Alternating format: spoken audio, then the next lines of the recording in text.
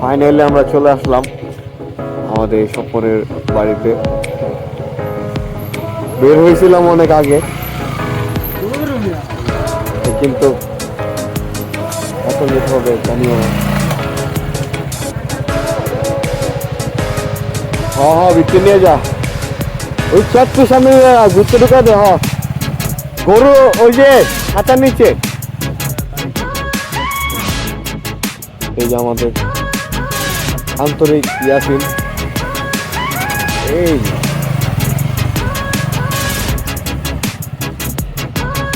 এই যে স্বপনের বাড়ি।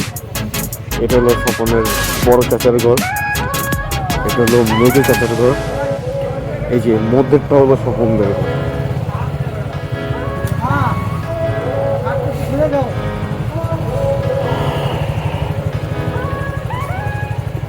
আসসালামু আলাইকুম, ভালো আছেন কাকি? আসো আসো।